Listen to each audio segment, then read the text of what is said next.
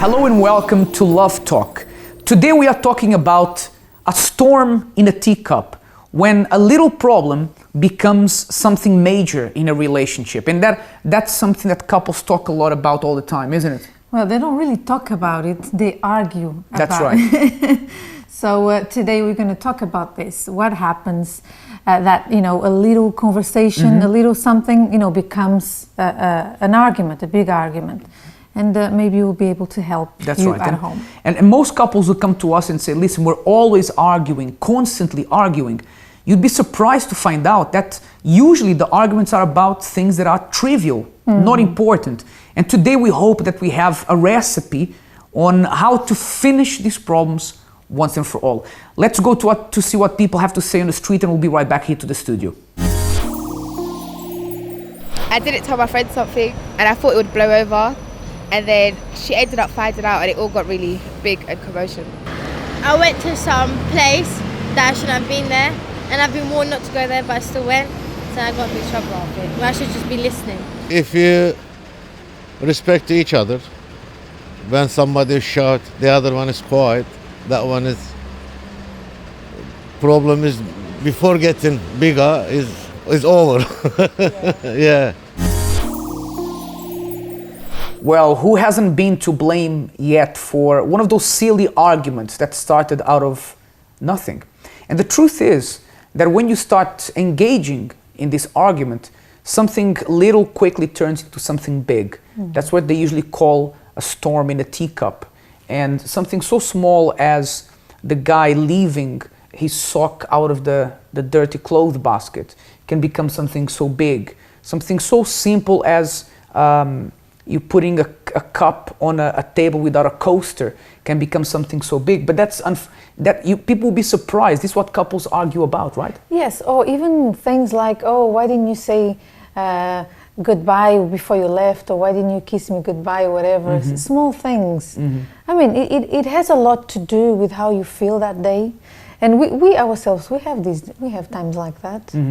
I think it's just part of relationships. The problem of a relationship, the problem is that when the person doesn't know how to deal with it, because one thing is, we start arguing about this small thing, but then, we're just bickering, is that how they say in England? Yeah? We're just bickering.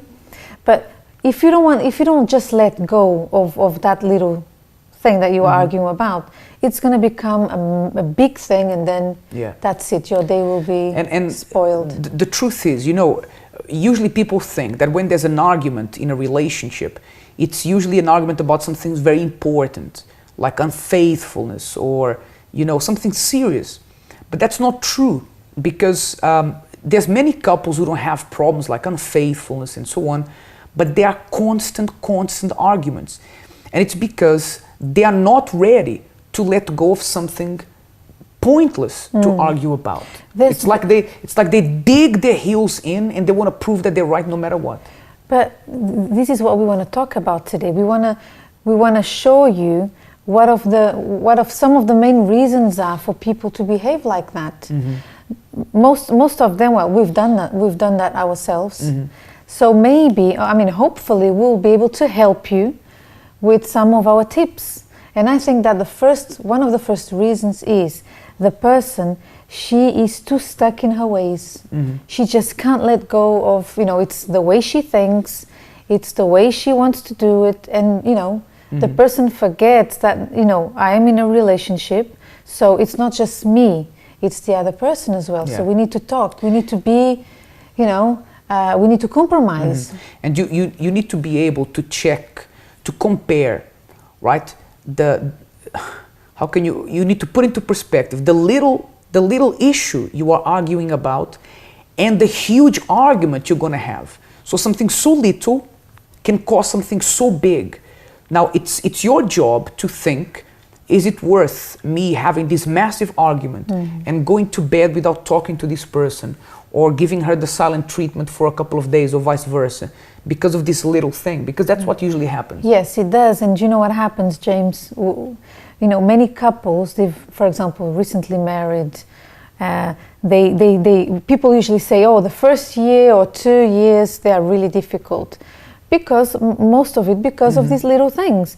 But you know, this is why you should look to learn with people who've been there already. You know, be humble, to ask around, not expose yourself, but ask someone who can help you. For example, like today we are going to talk about the main things that that lead people to do this kind of, you know, have this kind of behavior, and hopefully it will save you many months or years of you know, still having to adapt to the other person. Yeah. So, I mean, the first reason why these arguments happen, first reason is because the person wants to prove that they're right. They're discussing about something, whether it's the cup on the table without the coaster, whether it's the sock that's not in the laundry basket, whether it's that the guy is holding on to the remote control of the TV, whatever it is. But, you know, it turns into an argument because he or she do not want to give in and say that they might be wrong. And or sometimes to a new habit, for example.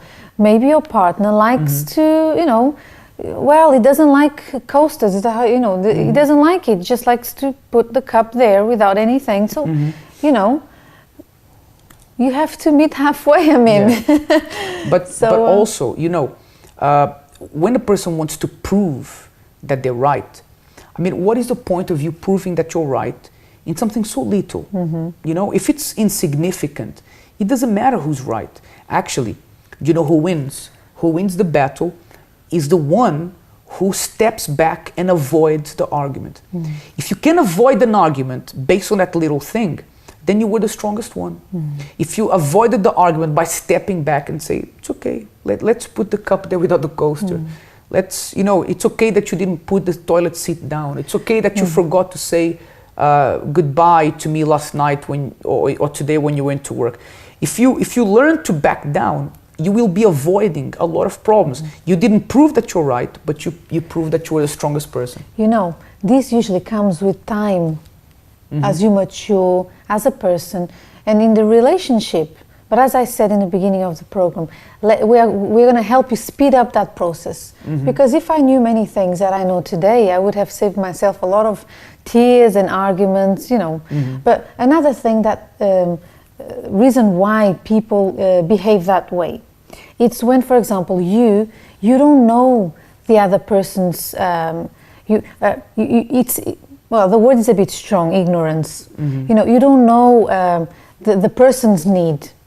You just assume that she's being picky, or she's too, she's always miserable, she's always telling me off, she's always having a go at me or whatever. You know, try to understand what's going on. Turn to her, you know, choose a good time, and you see that she has this problem or he has this problem, and try to find out what is the problem. Why do we argue about silly things? What is it? It might be that she's a perfectionist, like you were saying, or he is. You know, I want everything very clean, no socks on the floor, everything very tidy. People are different, so you have to, you know, be prepared for that. So maybe you need to address that. Maybe you need to basically understand what's behind, you know, that Lena, way. Honestly, what's easier? To have a massive argument that lasts a whole night because of a sock that was out of the laundry basket? Or do you think it's easier for you to pick up that sock and put in the laundry basket? What's easier? Well, if you're talking from the side of pride, it's easier to tell the person, you go and do it yourself. And this is what most people find it hard to do, because human beings, we don't like to be told to do anything. We like to tell people to do something. You know, you do it, you know, you get it done. You know, we don't like to humble ourselves. It's nature. But that's what we were saying. We have to put things into perspective, right? I know that you want, for example, maybe you want your partner to improve in getting things tidy and so on. But sometimes it's a lot quicker and you avoid a lot more trouble if you just for the sake of it, that day that maybe you're upset or he's upset, you just pick that up and you put it away yourself. Maybe you say, well, but then he will never learn. He will. Eventually he'll learn. If you try to tell him, maybe not at that time. Maybe you can say, you know, look, yesterday you forgot to put your sock inside the basket. I did it, but don't forget to do that. It's it helps important. me. It helps me, yeah. instead of arguing about it and blaming the person, and because it's like this, the way you react around that problem, the person will respond in a certain way. If you are always accusing the person, putting the person down, for example, telling the person, oh, you can't handle money, you don't know how to do it, you don't know how to save money, it has to be me, then the person is going to feel really low, and she's not going to take charge anymore, and another argument, even bigger, will start from that as a result. That's right. There's a difference between you trying to work together with the person to solve the problem and creating an argument.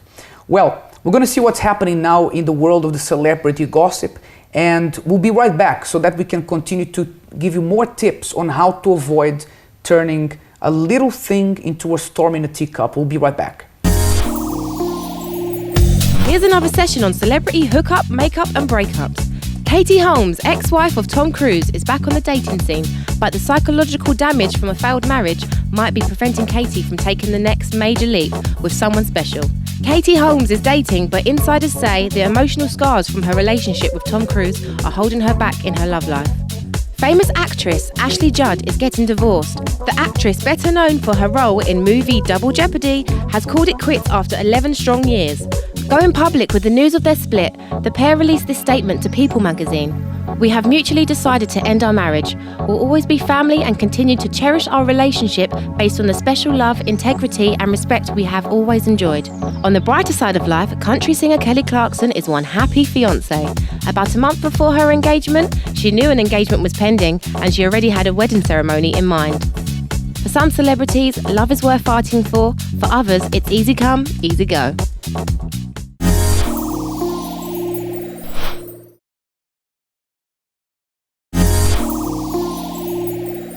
Welcome back. As we're talking today about avoiding a little thing turning into a storm in a teacup in relationships, I was just thinking that sometimes in a relationship you need to work a little bit like diffusing a bomb, right? If you know that something's about to explode, something's about to go seriously wrong, then sometimes it's just better to walk away. In fact, I don't know if you've noticed when they go to disarm bombs, there isn't usually a person who goes there. They send out like a little robot, right? And that's because if you get too close, it's dangerous. So any little problem, any little argument, and any little disagreement has the potential to become a big thing, unless you know how to I wouldn't say cut your losses, but unless you know how to just take it easy. Sometimes a person just has to take it easy, right? Or just, she takes things too seriously. Sometimes you just have to have a laugh, instead of an argument. That's how I see it sometimes, or many times. Yeah, so... sometimes you can't always win. That's the truth. Can you always win, James? No, and that's where taking things easy come, right? Exactly. Sometimes you need to, if you see that something's about to erupt, something's about to go wrong, in that little discussion that you were having, then it's better that you take the foot off the gas and you smile a little bit and just take things as a joke and move forward. In fact, relationships, you're meant to laugh, you're meant to joke around. Yes. And you can turn these little problems into little jokes.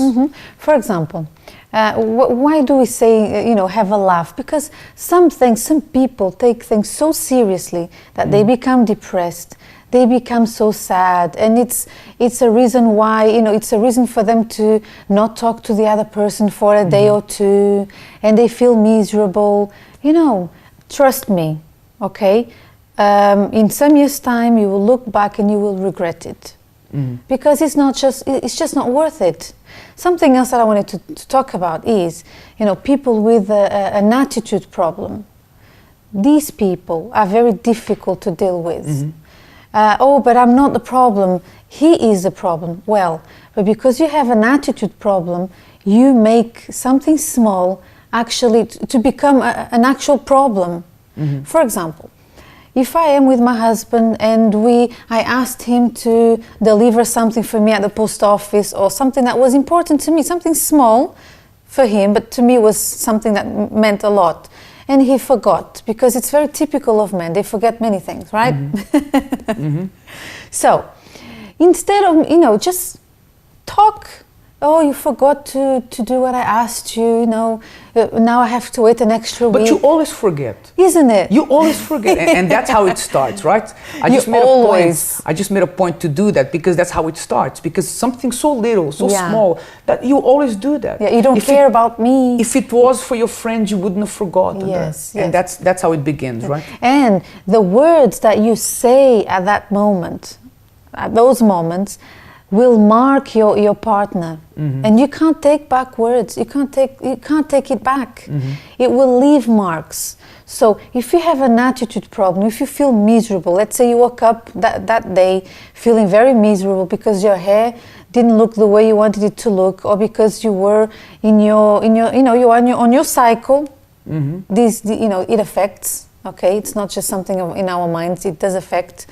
And or something is not going right for you, take it easy. Avoid situations that will get you into trouble, and then you will regret later. And something important also for you to remember is that when you're at work, you don't let something small turn into an argument with your colleagues. It's important for you to get on well with everyone. So even though they may have their flaws, some of them listen to music really loud in the desk right next to you, others do one thing or the other, for the sake of peace, you ignore those things.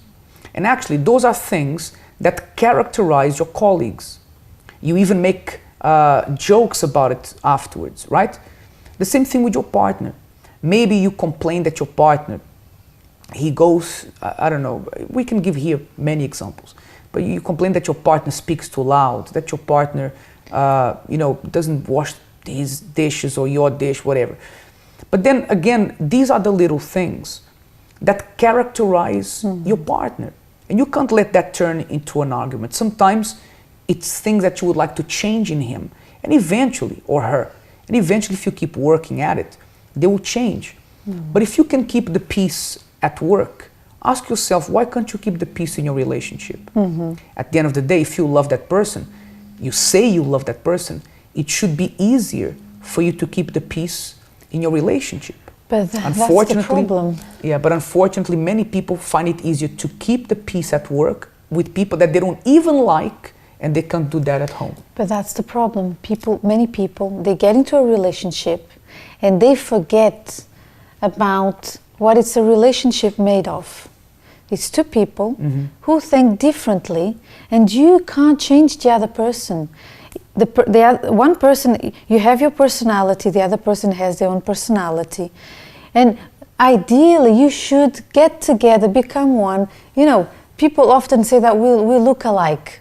We have the same, I don't even know how to say. They say, oh, you just did something that James always does. It's so funny. It's like, he's here. Things like that. So, just don't make a big deal out of it. Understand what a relationship is.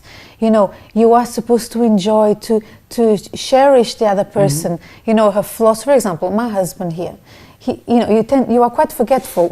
Okay, I don't know where this is going, but carry on. It's true, and I have my mistakes as well, which I'm sure you have a long list. But this is what's funny about him, and what's maybe not so funny about me. I don't know. You tell me. And then at the same time, that's why my work calendar is always full, chock-a-block, and my wife doesn't even use a calendar. Because I'm forgetful, I need a calendar. She's not so forgetful, she doesn't need one. But we don't argue about these things anymore. We understand now how we are, and this is the important bit. So if you take these things that we just discussed here now, and you put them into practice in your relationship, I'm sure that you maybe won't be able to avoid every single argument, but it's going to be a lot easier for you to understand your partner from his point of view. Like Elena said earlier, there's different upbringings, different cultures. Sometimes you're from different families, obviously, so of course there's going to be little clashes in the beginning, and you need to see this as funny and important things in your relationship that you adapt in the beginning. It's normal. Everybody goes through that. Don't let those little things destroy something so important. And if there is one piece of advice that we want to give you, is that you need to put into perspective the importance of your relationship and the importance of winning that pointless argument. because it is a pointless argument. And if you put that into perspective with how important your relationship is, then it's not going to be a problem. You're going to be able to move on from that. You know, we said here quite a few things, but what do you think, Elena, is one of the most important things to prevent these little problems to turn into massive arguments? Well, I think that one of the main ones is to watch your attitude, your behavior when this happens, when your partner makes a mistake or when he forgets something.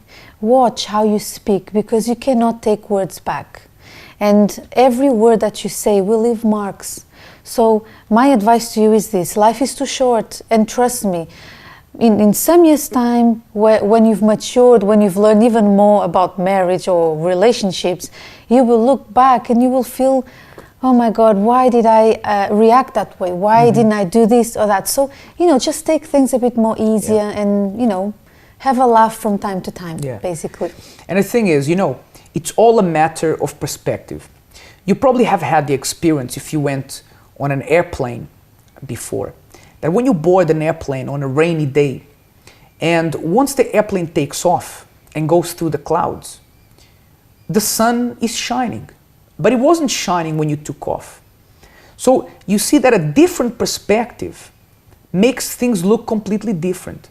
So there you were worrying about a little problem, a little argument that perhaps was not important at all, when if you look at the big picture, the important thing was not winning that argument.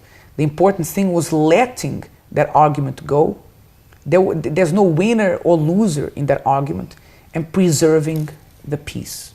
As long as the peace is preserved, as long as you are able to be together, to stay together in peace, that is the most important part. And don't worry, because if you want your partner to create new habits, good habits, but he or she hasn't done that yet, sooner or later they will. It's a matter of patience, like Elena said, and a matter of perspective. Okay? It's been a pleasure to have you here with us. Until next time, have a wonderful night.